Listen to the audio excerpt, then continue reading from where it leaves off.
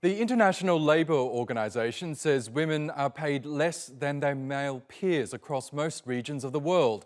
On average, women earn about three-quarters of what men make in similar jobs, and experts warn the coronavirus pandemic may only make matters worse.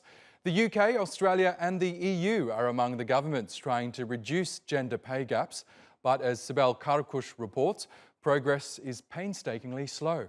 From Flint, Michigan, the undefeated T-Rex! At just 25 years old, Claressa Shields has already won 2 Olympic gold medals and been crowned a world champion 9 times. She is the fastest fighter, male or female, to become world champion in 3 weight divisions. And some say she may be the greatest female boxer of all time. Yet she earns less money than many of her male counterparts. I would like to be paid for my efforts. You know, I was a 168-pounder champion. Then I became undisputed at 160. And now I'm a unified champion at 154. And I would love to go to 147 and challenge the best girls there. But it's not a lot of, motivation to do it when you're not being paid the same as if it was a man doing it. Boxing federations say women are paid less because they fight fewer rounds. Shields and other female athletes say they're willing to stay in the ring longer if it means a bigger purse. People say, women shouldn't get paid the same because we don't fight the same amount of time. But I wish people will realize that we didn't put those rules in place. The men did. So the men need to change those rules to where every world champion boxer, 4 women can fight 3 minutes, 12 rounds, and to where it becomes a mandatory thing, because then they'll know that we are fighting the same time. We are putting in the same amount of work. Some sports bodies have begun implementing equal pay policies. The national men's and women's football teams of Brazil, England, Norway and New Zealand are paid equal salaries. But a similar demand in the US was shut down in court last year. The disparity is prevalent across not just sports, but most professions as well. Women are paid about 23% less than men for similar jobs. The International Labour Organization says making incomes equal would raise global GDP by 3.5%. But progress is slow.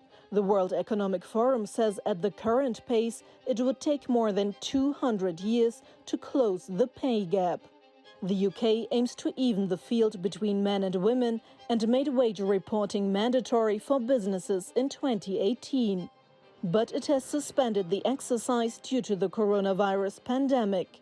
In Australia, there is a similar requirement for companies that employ at least 200 people. Now, the European Union is proposing a similar law. Women must be at the center of the recovery. This is a clear requirement for all national recovery plans. Next Generation EU will finance good jobs for women and men alike. It will invest in quality education for girls and women, including scientific education. While this would improve wage transparency, it does not guarantee equal pay for women. Observers say much more needs to be done by governments and employers to even the odds for female workers and athletes like Shields. Sibel Karkush, TRT World. For more on this, gender equality consultant Dr. Julie Scanlon joins us now from Newcastle in the UK. Welcome to the program, Julie. Now, in this day and age, the fact that a woman is paid less than a man for the same job or for similar work does seem absurd, yet here we are. The problem is still stubbornly present across the globe. Why is it still a problem? Thank you, Oscar. I think we have years and years and years and millennia of cultural expectations, stereotypes of the kind of work that women are meant to do and the kind of value that is put on the sort of work that women are meant to do as compared to the traditional sectors that men go into. So we have two different issues here. We have a kind of the equal pay for equal work, which we saw the boxing champion Clarissa Shields talking about. She should exactly get the same money for the same work that she's doing.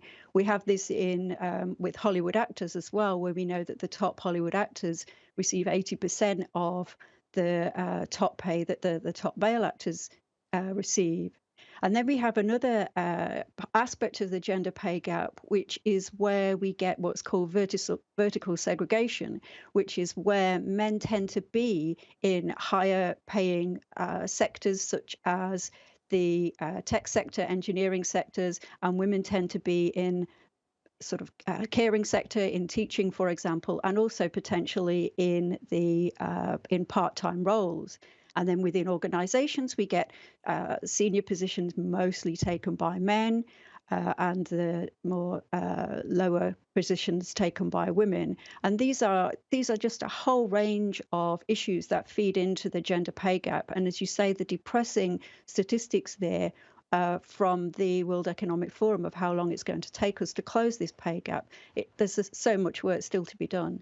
That's right, because according to their estimates, it'll take around 200 years, 2 centuries, in order for this gap to be fully closed, which it does, it goes without saying that that's a very long time. But I guess, as with most things, change often needs to come from the top. So how do we speed up this process of closing the gap? What do governments need to do in order to do this? Well, I think what has been positive is some of the steps, as you mentioned, the UK government has recently made the reporting of gender pay gaps a legal requirement for organisations with 250 members of staff or over. And I think that asking for that or requiring that transparency is hugely positive. So organisations that need to report and show that, how poorly they're doing, in essence, is a real step to kind of motivate people to do things. So we're seeing, and it's not going to be a quick fix. It's never going to be a quick fix, but we're seeing organisations, I think, take this issue more seriously, and also to start to take action. And it does need to come from the top, as you say. Unfortunately, we've been working a long time, working from the bottom to try and make things happen. But for places, the EU, the UK, for example, making these commitments is a really positive step. Can I ask you about the issue of female representation in the workplace now? Because as you hinted, women are generally overrepresented in support functions like administration, yet they're woefully underrepresented in middle and upper management. Is that getting better? I think we are seeing some increases. We see in sort of number of women in middle management is improving, but it's still at a really, really sort of stale pace compared to what needs to happen to make that less than 200 years moving. And I think there's all sorts of things that tailor opportunities towards men and towards what traditionally has been a stereotypical men's working lifestyle. So if you're in an environment where you're required to work 12 hours a day, for example, and you're a woman with perhaps childcare responsibilities or other family responsibilities like elder care, that's not going to appeal to you. So if you know that for promotion, you are going to need to put in those additional hours, that can be something that keeps women back, because, sadly, we still don't have equitable kind of sharing of those kind of caring roles at the same time. So I think that there's a lot of things that need to happen both within the workplace but with outside of the workplace, that in terms of the way that our culture views who does the kind of the lion's share of all of the work that needs to be done in households and families, etc. Okay, Dr. Julie Scanlon, we will have to leave it there, but thank you so much again for joining us on the program.